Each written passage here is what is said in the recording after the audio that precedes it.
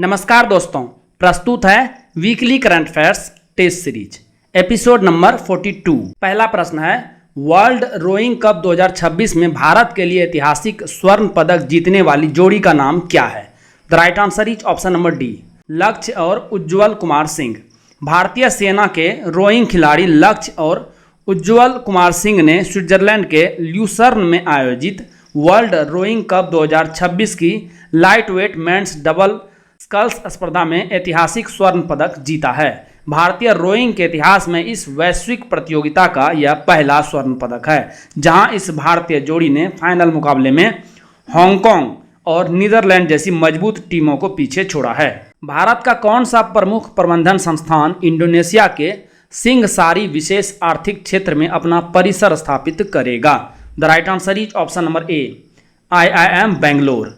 भारतीय प्रबंधन संस्थान IIM बेंगलोर इंडोनेशिया के पूर्वी जावा मलंग स्थित सिंघासारी विशेष आर्थिक क्षेत्र यानी सिंघासारी SEZ में अपना पहला अंतर्राष्ट्रीय परिसर स्थापित करने जा रहा है, जिसकी आधिकारिक घोषणा जुलाई 2026 में प्रधानमंत्री नरेंद्र मोदी की इंडोनेशिया यात्रा के दौरान की गई। यह कैंपस मुख्य रूप से इंडोनेशिया और आसियान क्षेत्र के छात्रों तथा कार्यबल को लक्षित करेगा।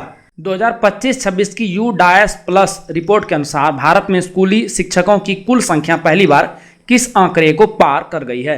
The right answer is option number ए, 1 करोड़ को पार कर गई है। रिपोर्ट के अनुसार भारत में स्कूली शिक्षकों की कुल संख्या कितनी हो गई है?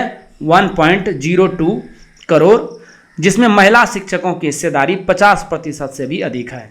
केंद्रीय शिक्षा मंत्रालय द्वारा जारी इस रिपोर्ट से पता चलता है कि देश के 14 लाख से अधिक स्कूलों में कुल छात्र नामांकन भी बढ़ करके कितना हो गया है? 26 करोड़ से अधिक हो गया है, जबकि सकल नामांकन अनुपात GER में उल्लेखनीय सुधार हुआ है।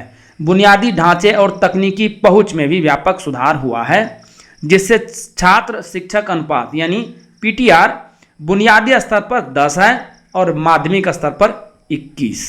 भारत और इंडोनेशिया ने वर्ष 2026-27 को किस रूप में मनाने की घोषणा की है? The right answer is option number D, Tagore देवांतरा वर्ष।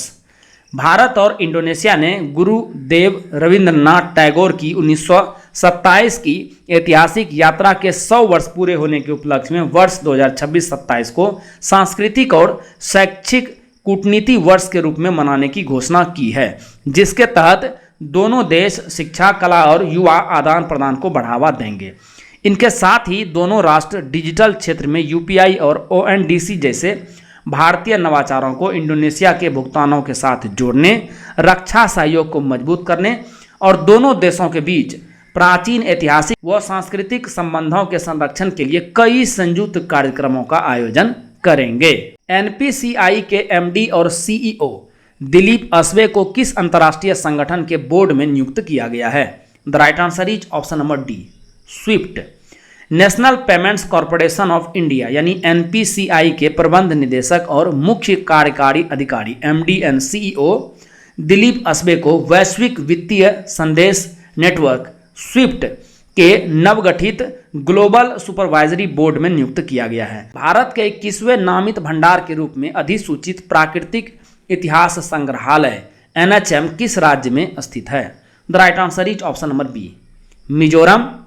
पर्यावरण, वन और जलवायु परिवर्तन मंत्रालय ने राष्ट्रीय जैव विविधता प्राधिकरण की सिफारिश पर मिजोरम विश्वविद्यालय आइजोल में स्थित NHM यानी नेचुरल हिस्ट्री म्यूजियम को जैविक विविधता अधिनियम 2002 की धारा 39 के तहत भारत के 21वें नामित भंडार के रूप में अधिसूचित किया है।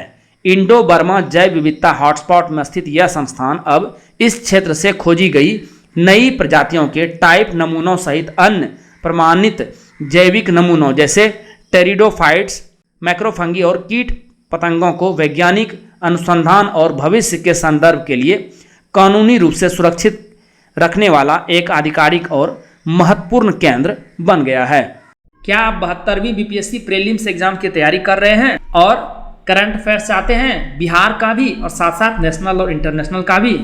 तो ये आपको मिलेगा करंट अफेयर्स PDF कोर्स में एम्पियन एकेडमी ऐप पर। साथ ही इस ऐप पर आपको अन्य कोर्सेज भी मिल जाएंगे। ये सभी कोर्स हिंदी और इंग्लिश दोनों भाषाओं में अलग अलग उपलब्ध है। साल भर का क्वालिटी करंट अफेयर्स आप केवल 18 घंटे में रिवाइज कर पाएंगे। कैसे? वीकली करंट एमसीक्यूज लगभग 50 पीडीएफ आपको मिलेंगे। एक पीडीएफ को रिवाइज करने में 6 मिनट का समय लगेगा। 5 घंटे में इसे आप रिवाइज कर पाएंगे। Monthly current affairs short notes 12 PDF हर महीने का एक पीडीएफ को रिवाइज करने में 30 मिनट का समय लगेगा। कुल 6 घंटे में इसे रिवाइज कर पाएंगे। Bihar monthly current affairs 14 PDF मिलेंगे। 12 महीने का एक पीडीएफ और 2 बजट और इकोनॉमिक सर्वे का। 30 मिनट में आप एक पीडीएफ रिवाइज कर पाएंगे। कुल आपको 7 घंटे लगेंगे। तो कुल मिला के 18 घंटे में आप पूरे कंटेंट को एक बार में रिवाइज कर पाएंगे। ये पीडीएफ नोट्स और अन्य टेस्ट सीरीज आपको मिलेगा कैसे? गूगल प्ले स्टोर पे आप एमपीएन एकेडमी टाइप कीजिए। इस प्रकार से ये ऐप दिखेगा।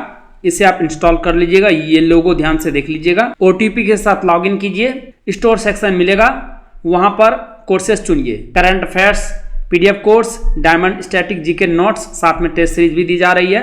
एनसीईआरटी टेस्ट सीरीज और चैप्टर वाइज एमसीक्यू, साथ में BPSC previous year question paper के कोर्सेज भी आपको मिल जाएंगे। कोर्स को ओपन करने के बाद नीचे स्क्रॉल करके आई एम इंटरेस्टेड पर क्लिक कीजिए। पेमेंट का लिंक आपको मैसेज में और व्हाट्सएप पर भी मिल जाएगा। पेमेंट कीजिए, आपको सारे कंटेंट एमपीएन एकेडमी ऐप पर मिल जाएंगे। विश्व निवेश रिपोर्ट 2026 के अनुसार 2025 में प्रत्यक्ष विदेशी निवेश एफडीआई प्राप्त करने में भारत का वैश्विक स्थान क्या है? The right answer is option number C 11वां। संयुक्त राष्ट्र व्यापार और विकास निकाय UNCTAD की विश्व निवेश रिपोर्ट के अनुसार भारत वर्ष 2025 में 39 बिलियन अरब डॉलर के एफडीआई के साथ विश्व स्तर पर 11वें रैंक पर पहुंच गया है, जो 44% की भारी वृद्धि को दर्शाता है। यह उल्लेखनीय वृद्धि मजबूत आर्थिक विकास, डिजिटल बुनियादी ढांचे और विनिर्माण व नवीकरणीय ऊर्जा क्षेत्रों में निवेश के कारण हुई, जिसने भारत को वैश्विक निवेशकों के लिए एक आकर्षक केंद्र बना दिया है। संयुक्त राज्य अमेरिका 277 अरब डॉलर के एफडीआई प्रवाह को आकर्षित करके दुनिया का सबसे बड़ा गंतव्य बना है। सेकेंड पोजीशन पर है सिंगापुर, उसके बाद हांगकांग, फिर चीन और फिर ब्राजील। तीसरा, भारत ऑस्ट्रेलिया वार्षिक शिखर सम्मेलन कहाँ आयोजित किया गया? The right answer is option number D, Melbourne. Third India Australia annual summit 9 जुलाई को मेलबर्न में आयोजित किया गया, जिसमें भारतीय प्रधानमंत्री नरेंद्र मोदी और ऑस्ट्रेलियाई प्रधानमंत्री एंथनी अल्बनीज ने व्यापक रणनीतिक साझेदारी को मजबूत करने के लिए द्विपक्षीय वार्ता की। इस बैठक के दौरान ऑस्ट्रेलिया ने तमिलनाडु के प्राचीन मंदिरों से जुड़ी 3 ऐतिहासिक मूर्तियां भारत को वापस सौंपी और भारत के गगनयान मिशन के समर्थन में कोकोस द्वीप समूह पर एक अस्थायी अंतरिक्ष ट्रैकिंग सुविधा स्थापित करने की घोषणा की। इसके अतिरिक्त दोनों देशों ने द्विपक्षीय व्यापार को बढ़ावा देने के लिए व्यापक आर्थिक सहयोग समझौते को जल्द अंतिम रूप देने की प्रतिबद्धता जताई है। हरियाणा के किस फल को राज्य का पहला जीआई टैग प्राप्त हुआ है? The right answer is option number A, Sirsa kinnow. Sirsa kinnow को इनकी असाधारण मिठास, अत्यधिक रस, बड़े आकार और चमकीले रंग जैसी अनूठी विशेषताओं के कारण हरियाणा के पहले फल के रूप में प्रतिष्ठित जीआई टैग प्रदान किया गया है।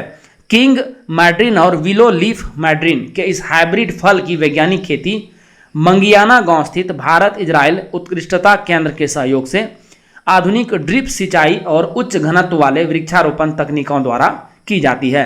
पोषण के दृष्टिकोण से यह फल विटामिन सी, कैल्शियम और पोटेशियम का एक समृद्ध स्रोत है। बिसलरी इंटरनेशनल ने बॉटल्स फॉर चेंज पहल के तहत स्वच्छ तट रेखाओं के लिए किस संगठन के साथ साझेदारी की है?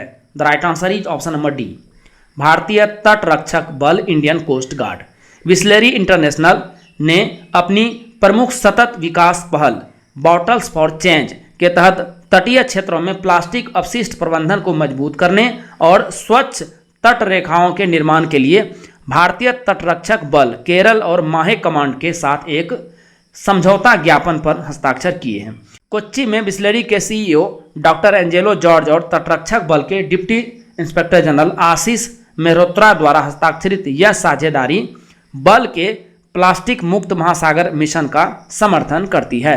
गिफ्ट सिटी ने किस देश के दा नांग फाइनेंशियल हब के साथ फिनटेक और वित्तीय सेवाओं के लिए एमओयू पर हस्ताक्षर किए हैं?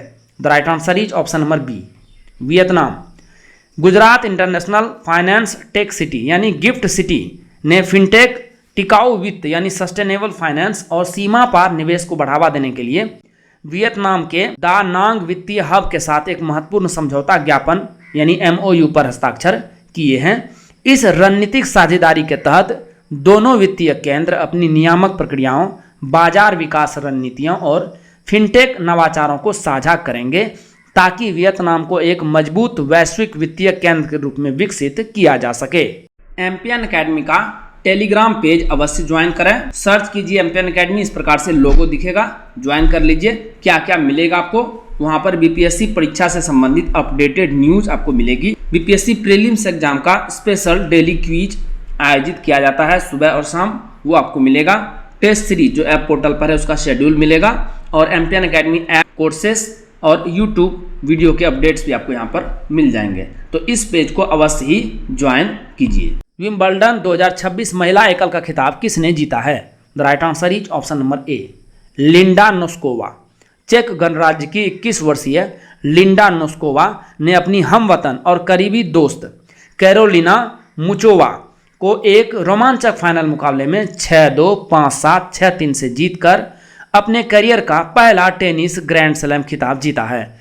इस जीत के साथ वह 2011 के बाद से सबसे कम उम्र की विंबलडन महिला चैंपियन बन गई हैं। इसरो ने हाल ही में गगनयान मिशन के लिए IMAT-05 का सफल परीक्षण किया। यह परीक्षण किससे संबंधित है? The right answer is option number D, crew module parachute system. Gaganyaan mission के लिए किया गया IMAT-05 यानी integrated man parachute air drop test 05 परीक्षण अंतरिक्ष यात्रियों की पृथ्वी पर सुरक्षित वापसी के लिए उपयोग होने वाली पैराशूट प्रणाली से संबंधित है। इस परीक्षण के तहत भारतीय वायुसेना के IL-76 विमान के माध्यम से DRDO के ड्रॉप जोन में लगभग 2.5 किलोमीटर की ऊंचाई से नकली क्रू मॉड्यूल यानी डमी मास को गिराकर मुख्य पैराशूट के प्रदर्शन को परखा गया। इसका मुख्य उद्देश्य पहले मानव रहित गगनयान जीवन मिशन से ठीक पहले चरम भार की स्थितियों में पैराशूट की संरचनात्मक मजबूती, डिजाइन मार्जिन और विश्वसनीयता को जांचना था। भारत द्वारा वित्त पोषित किस देश के ज्येष्ठ वर्ण महाविहार को UNESCO Asia Pacific heritage award से सम्मानित किया गया है? The right answer is option number ए, नेपाल में है यह।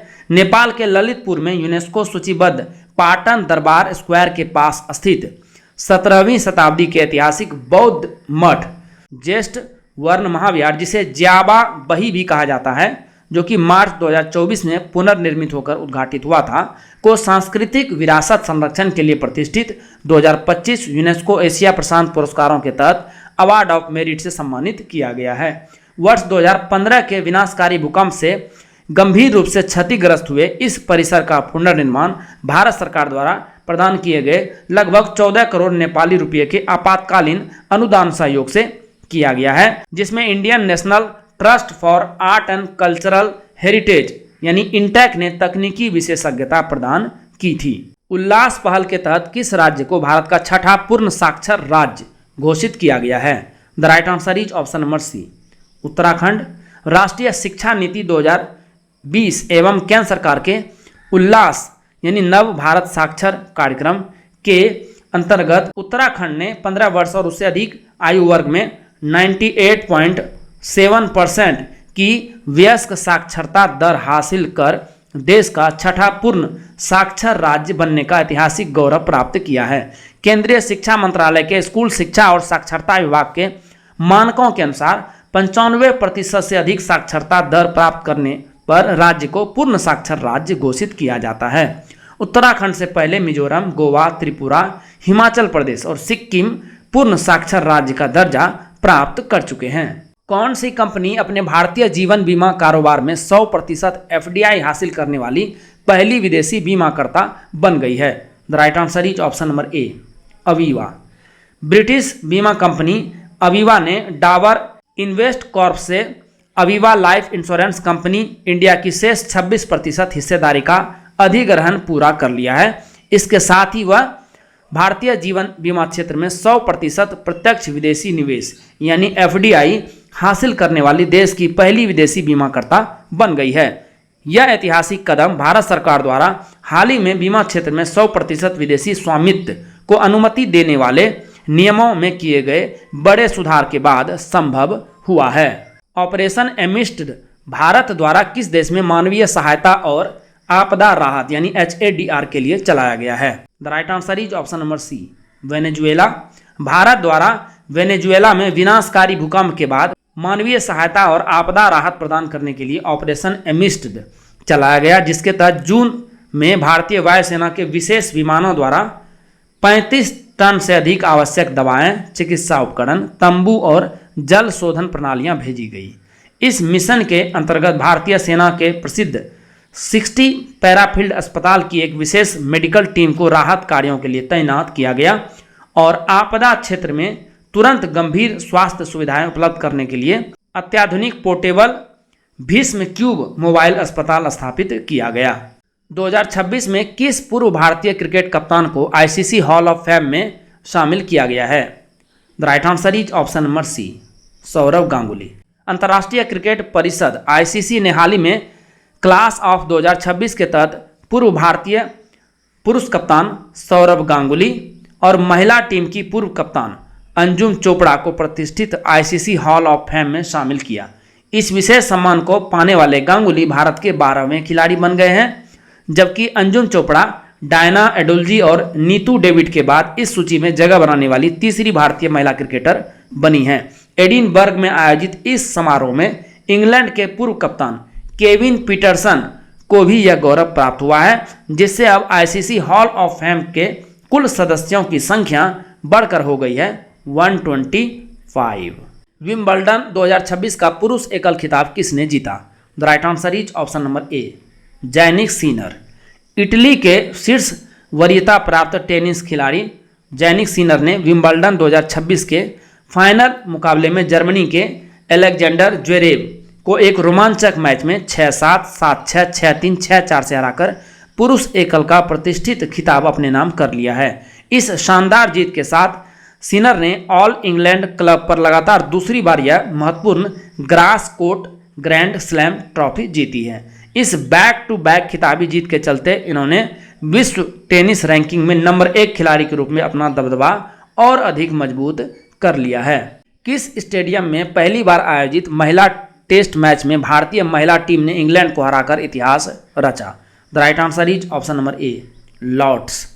भारत ने 13 जुलाई 2026 को प्रतिष्ठित Lord's cricket ground London UK में है पर आयोजित इतिहास के पहले महिला टेस्ट मैच में इंग्लैंड पर 270 रनों की ऐतिहासिक जीत दर्ज की।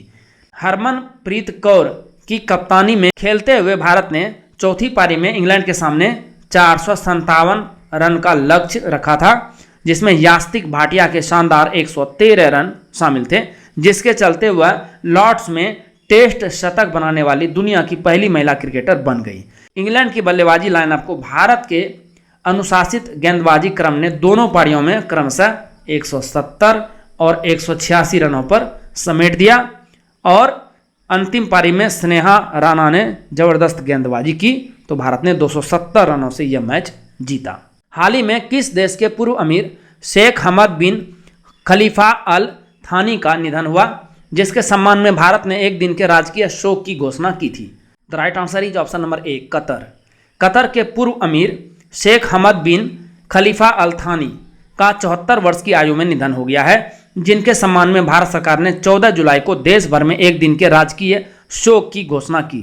इस आधिकारिक शोक अवधि के दौरान राष्ट्रीय ध्वज तिरंगा उन सभी भवनों पर आधा झुका रहा जहां यह नियमित रूप से फहराया जाता है और मनोरंजन का भी कोई आधिकारिक कार्यक्रम आयोजित नहीं किया। हाल ही में मानव वन्यजीव संघर्ष प्रबंधन के लिए राष्ट्रीय उत्कृष्टता केंद्र का उद्घाटन कहाँ किया गया है? The right answer is option number D, Coimbatore. मानव वन्यजीव संघर्ष प्रबंधन के लिए राष्ट्रीय उत्कृष्टता केंद्र यानी सेंटर ऑफ एक्सलेंस का उद्घाटन कोयम्बतूर तमिलनाडु स्थित भारतीय वन्यजीव संस्थान सलीम अली पक्षी विज्ञान एवं प्राकृतिक इतिहास केंद्र में किया गया है। केंद्रीय पर्यावरण वन और जलवायु परिवर्तन मंत्री भूपेंद्र यादव द्वारा लॉन्च किए गए इस केंद्र का मुख्य उद्देश्य मानव वन्यजीव संघर्ष की बढ़ती चुनौतियों से निपटने के लिए अनुसंधान, क्षमता निर्माण और प्रभावी नीतियों को बढ़ावा देना है। इस पहल के साथ ही एक राष्ट्रीय मानव वन्यजीव संघर्ष पोर्टल की भी शुरुआत की गई है, जो संघर्ष की घटनाओं के रियल टाइम में डेटा संग्रह, निगरानी और डिजिटल दस्तावेजीकरण में मदद करेगा। भारत और किस देश ने हाल ही में रणनीतिक साझेदारी और रोडमैप टू 2030 पर हस्ताक्षर किए हैं? The right answer is option number D, New Zealand. Bharat और न्यूजीलैंड के बीच हस्ताक्षरित रोडमैप टू 2030 दोनों देशों के द्विपक्षीय संबंधों को रणनीतिक साझेदारी के स्तर पर ले जाता है, जिसका मुख्य उद्देश्य वर्ष 2030 तक आपसी व्यापार को दोगुना कर 7 अरब न्यूजीलैंड डॉलर तक पहुंचाना है। भारतीय प्रधानमंत्री नरेंद्र मोदी की जुलाई 2026 में हुई ऑकलैंड यात्रा के दौरान इस ऐतिहासिक समझौते को अंतिम रूप दिया गया है, जिसके तहत दोनों देश रक्षा, सुरक्षा, नागरिक उड्डयन, प्रौद्योगिकी और शिक्षा जैसे प्रमुख क्षेत्रों में सहयोग को गहरा करेंगे। ऑस्ट्रेलिया के सबसे बड़े पेंशन फंड ऑस्ट्रेलियन सुपर ने भारत के किस फंड में 500 मिलियन ऑस्ट्रेलियन डॉलर निवेश करने की घोषणा की है? The right answer is option number D, national investment and infrastructure fund NIIF। Australia के सबसे बड़े सेवानिवृत्ति निधि कोष यानी पेंशन फंड ऑस्ट्रेलियन सुपर ने भारत के NIIF में 500 मिलियन ऑस्ट्रेलियाई डॉलर के अतिरिक्त निवेश की घोषणा की है। मेलबर्न में आयोजित एक बिजनेस फोरम के दौरान इस निवेश की घोषणा की गई है, जिसका स्वागत करते हुए भारतीय प्रधानमंत्री और वित्त मंत्री निर्मला सीतारमण ने इसे भारत की आर्थिक नीतियों पर वैश्विक निवेशकों के मजबूत भरोसे का प्रतीक बताया है। पीएम मोदी न्यूजीलैंड की आधिकारिक यात्रा पर गए थे। शरावती लायन टेल्ड मकाक अभयारण्य, जो हाल ही में खबरों में था, किस राज्य में स्थित है? The right answer is option number C, Karnataka. Karnataka के शिवमोगा जिले में स्थित इस अभयारण्य में प्रस्तावित 2000 मेगावाट की पन बिजली परियोजना के खिलाफ पर्यावरण मंत्रालय की एक विशेषज्ञ समिति ने हाल ही में सिफारिश की है। समिति का स्पष्ट मानना है कि इस परियोजना से इस अति संवेदनशील अभयारण्य और वहां पाए जाने वाले दुर्लभ लायन टेल्ड मकाक के प्राकृतिक आवास पर बेहद बुरा प्रभाव पड़ेगा। जैव विविधता के लिए प्रसिद्ध पश्चिमी घाट का हिस्सा माना जाने वाला यह अनूठा अभयारण्य शरावती घाटी और अघनाशिनी संरक्षण रिजर्व को आपस में मिलाकर बनाया गया था। भारत के पहले उच्च ऊंचाई चिकित्सा केंद्र की स्थापना कहाँ की जा रही है? The right answer is option number C, Keylong. भारत का पहला समर्पित उच्च ऊंचाई चिकित्सा एवं जन स्वास्थ्य अनुसंधान केंद्र centre of high altitude medicine Himachal Pradesh के लाहौल और स्पीति जिले के केलांग में भारतीय चिकित्सा अनुसंधान परिषद ICMR द्वारा स्थापित किया जा रहा है। पश्चिमी हिमालय के इस दुर्गम और सामरिक रूप से महत्वपूर्ण सीमावर्ती क्षेत्र में स्थित यह केंद्र मुख्य रूप से कम ऑक्सीजन यानी हाइपोक्सिया और ऊंचाई वाले क्षेत्रों में मानव शरीर पर पड़ने वाले प्रभावों का अध्ययन करेगा। स्वास्थ्य और परिवार कल्याण मंत्रालय के तहत कार्य करने वाला यह संस्थान पहाड़ी और जनजातीय आबादी के स्वास्थ्य, जलवायु संवेदनशील बीमारियों तथा आपदा प्रबंधन पर गहन शोध करेगा। किस देश ने लॉन्ग मार्च 10B रॉकेट का उपयोग करके कक्षीय श्रेणी के बूस्टर की पहली नियंत्रित रिकवरी हासिल की है? The right answer is option number ए, चीन।